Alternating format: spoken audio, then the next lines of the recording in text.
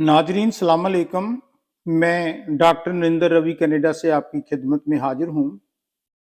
सबसे पहले मैं अपने भाई बहनों को रिक्वेस्ट करना चाहता हूँ कि वो मेरा यूट्यूब चैनल प्लीज़ सब्सक्राइब कर दें।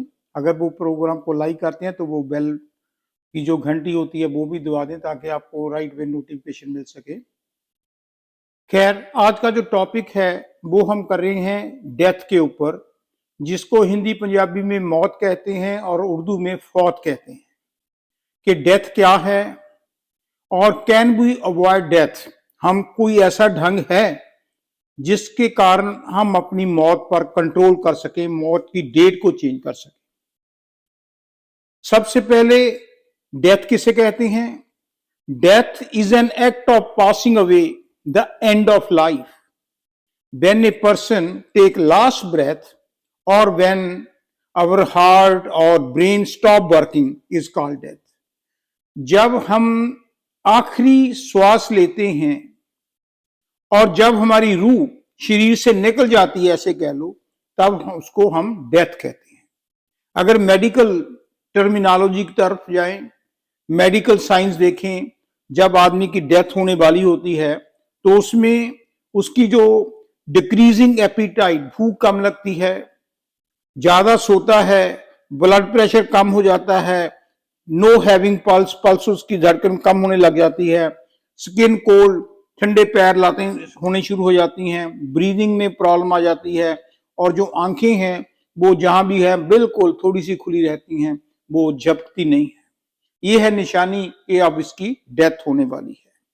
तो डेथ के बारे में हमारे गुरु ग्रंथ साहब सिखों का जो पवित्र ग्रंथ है उसमें लिखा है, we are the human being of a single breath, nobody knows our death time. कि आदमी की मौत कब होगी किसी को नहीं पता। सांस आ रहा है, जी रहे हैं, सांस खत्म हो गया तो राइट में डेथ हो गई। और ये एक यूनिवर्सल सच्चाई है कि जो भी इस दुनिया में, संसार में पैदा हुआ है ना, उसकी मौत, उसकी डेथ 100% गारंटेड है। हिंदुओं की पवित्र बुक है गीता, उसके चैप्टर 8 में लिखा है, everyone who is born will die one day. Quran शरीफ, उसमें लिखा है, surely we belong to Allah and to him shall be return. और इसमें जो सूरा है चैप्टर 4, उसमें लिखा हुआ है कि our life is a gift given by Allah and whenever Allah wants he will take it back. कि अल्लाह ने ही जन्म दिया है और जब भी वो चाहे हमारी रूह को शरीर से ले जा सकता है और हमारी डेथ हो जाएगी। बाइबल के अंदर क्रिश्चियनिटी की जो पवित्र बुक है उसमें लिखा हुआ है, we were born to die. हम पैदा ही इसलिए होते हैं कि एक न एक दिन हमारी मौत हो। And we die to live. जब मौत होती है तो उसका मतलब है कि उसका अगला जन्म होगा। Before we born you live with God. जब पैदा नहीं हुए थे, वो जो हमारी रूह थी वो गॉड की, अल्लाह की अंश थी, पार्टिकल्स थी। God wants us to go on the earth and take physical body. हम अपनी मर्जी से किसी शरीर में एंटर नहीं कर सकते रूह, लेकिन it's all because of God, all because of Allah. वो रूह को भेजता है कि किस पिंजरे में, किस शरीर में तुमने दाखिल होना है। और जब वो दाखिल होगी तो उसका किसी ना किसी दिन टाइम फिक्स है और वो उसी टाइम शरीर से निकलकर वो शरीर जो है वो मिट्टी बन जाएगा, वो खाक में मिल जाएगा, या जो हिंदुओं में, सिखों में है, उसको आग के सुपुर्द कर दिया जाएगा। लॉर्ड कृष्ण गीता में कहते हैं, मैं इसलिए आपको सारे डिफरेंट रिलीजन लेना चाहता हूं क्योंकि जब तक हम दूसरे रिलीजन को समझेंगे नहीं तब तक हमें पता नहीं चलता। क्योंकि दुनिया के जितने भी रिलीजन हैं, चाहे वो क्रिश्चियनिटी है, चाहे वो इस्लाम है, चाहे वो यूडाइज्म है, चाहे वो सिखिज्म है, हिंदुइज्म है, बुद्धिज्म है, जैनिज्म है, ताओइज्म है, क्योंकि I did my PhD in comparative religion. जब तक आप धर्मों को नहीं पढ़ते तब तक आपको पूरी नॉलेज नहीं होती। और सभी धर्मों की जो स्पिरिचुअलिटी है, रूहानियत है, वो एक है। बेशक उनमें डिफरेंट लैंग्वेज यूज की है, डिफरेंट एग्जाम्पल्स की है, लेकिन the essence of each and every religion is the same. Lord Krishna मौत के बारे में कहते हैं, फौत के बारे में कहते हैं कि जिस तरह हम अपने डेली जो क्लोथ्स हैं चेंज करते हैं ना, कभी लाल डालिए कभी पीले डालिए, इसी तरह आत्मा एक शरीर को छोड़कर, रूह एक शरीर को छोड़कर दूसरे शरीर में चली जाती है। कबीर साहब एक मुस्लिम सेंट हुए हैं, उन्होंने मौत के बारे में और लाइफ के बारे में कहा है कि पानी ते ही हिम भया, हिम कहते हैं आइस को, पानी ते ही हिम भया हिम फिर बरा बलाई, कबीरा जो था सो भया अब कहा कछु ना जाए। कि जो वाटर होता है उसको हम फ्रीजर में 4-5 घंटे के लिए रख दें तो वो पानी की शेप चेंज हो जाती है, वो सॉलिड बन जाती है, आइस बन जाती है। फिर उसी आइस को हम बाहर निकालकर बर्तन में डाल दें, 2-3 घंटे के बाद पानी बन जाता है। इसी तरह जब रूह शरीर के अंदर आई तो हमें लगता है कि ये हमारा शरीर है, और जब इससे निकल गई तो ये डेड बॉडी बन जाती है। ये सारा लाइफ एंड डेथ का सिस्टम है कि जब हम माँ के पेट से, अम्मी के पेट से बाहर आते हैं और फर्स्ट ब्रीथ लेती हैं, दैट इज हमारी लाइफ शुरू हुई, और जो अंत में हमारा लास्ट होता है वो हमारी डेथ है। So in between first and the last वो हमारी लाइफ है, उसका हमें फायदा उठाना चाहिए। अब कुछ लोग कहते हैं कि रूह जब शरीर से निकल जाती है तो कहां जाती है। इसके बारे में एक छोटी सी एग्जांपल है कि रूह कहां जाती है। एक बच्चा था, उसके हाथ में दिया, उसमें लाइट जग रही थी, या कैंडल पकड़ी हुई थी, कैंडल जग रही थी, तो किसी ने पीछे से, जो बुजुर्ग आदमी था, उसने उसको रोका कि बेटा रुक, ये बता जो कैंडल की लाइट है ये लाइट कहां से आई। जो लेम है ना वो यही कहेगा कि कैंडल की लाइट दिया सलाई से, माचिस से या किसी स्टोव से हमने इसको लगाया तो इसमें लाइट आ गई। लेकिन वो बच्चा बहुत सियाना था, वो स्पिरिचुअल था, रूहानी बच्चा था, वो कुछ नहीं बोला। आदमी ने फिर कहा बेटा मैं आपसे पूछ रहा हूं ये कैंडल की लाइट कहां से आई। वो चलता गया, आदमी पीछे चला गया, 1-2 मिनट के बाद बच्चा रुका, उसका घर आ गया। तो वो कहता अंकल अंकल आप क्या पूछ रहे थे, आप मुझे बताओ। कहता बेटा मैं ये पूछ रहा था कि जो कैंडल में लाइट है ये लाइट कहां से आई। कहता अच्छा आप ये पूछ रहे हो कैंडल में लाइट कहां से आई। तो उसने फूंक मार दी, वो बुझ गई। कहता अंकल मैं आपके क्वेश्चन का आंसर बाद में बताऊंगा, पहले ये बताओ कि ये लाइट गई कहां। कहने का मतलब कि जहां से आती है वहीं चली जाती है। ये बच्चे ने समझाया था। इसलिए हमें कोशिश करनी चाहिए कि मौत की कभी भी चिंता नहीं करनी चाहिए, क्योंकि महात्मा बुद्ध एक सेंट हुए हैं, जापान में उनके बहुत टेम्पल्स हैं। उनको किसी ने 2 क्वेश्चन किए।